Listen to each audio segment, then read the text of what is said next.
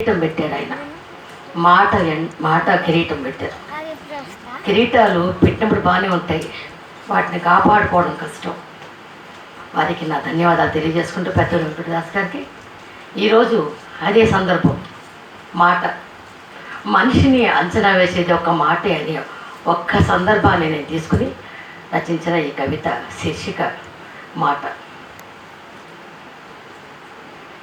ఎలా మాట్లాడాలి, ఏది మాట అవుతుంది? పొగచూరిన పొయ్యిలా ఉన్న మా అమ్మని అడిగాను.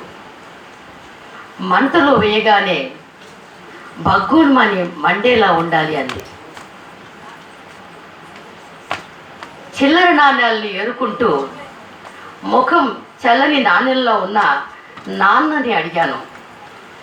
అడిగిన వెంటనే అప్పు ఇచ్చేవాడిలా ఉండాలి అన్నాడు. ఓనమాలు తెలియని నాకు అక్షర భిక్ష పెట్టిన గురువుని అడిగాను. ఒక్కసారి చెప్పగానే అర్థమయ్యేలా ఏకసంధాగ్రాహిలా కూడా ఉండాలన్నారు.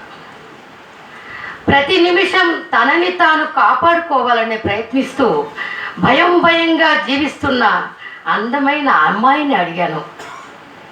మానవ మృగాలను మట్టు పెట్టేలా ఉండాలని చెప్పింది.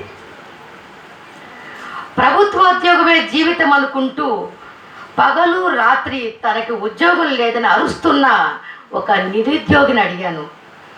బుర్రలు లేకపోయినా అన్ని ఉద్యోగాలు పిలిచి ఇచ్చేసేలా ఉండాలి అన్నాడు. ప్రేమ పేరుతో ఒకరి కళ్ళల్లోకి మరొకరు చూసుకుంటూ అదే ప్రేమ అనుకుంటున్న ప్రేమికులను అడిగాను. కులమతాలు అడ్డు లేకుండా అడిగిన వెంటనే పెళ్లి చేస్తామనే పెద్దల్లా ఉండాలన్నాడు. ఇక విసిగిపోయాను. ప్రతి సమాధానం వారి జీవితానికి అనుకూలంగా ఉండాలంటాం ఎంతవరకు నిజమవుతుంది అనే ఆలోచనలో పడ్డాను. చివరికి నాకు ఒక మనసుందిగా నా మనసుని పదే అడిగాను. మాట మౌనంలా ఉండాలంది.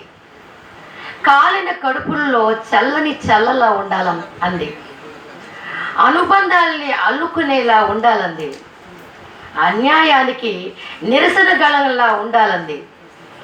అక్రమాలను తెగ నరికే ఖడ్గంలా ఉండాలంది. ఏకాంతానికి తోడుగా ఒంటరితనానికి నీడలా ఉండాలంది. మాట ముల్లైతే మనిషి జీవితం ఎడారే, అదే మాట మంత్రమైతే జీవితం రహదారే. నమస్తే.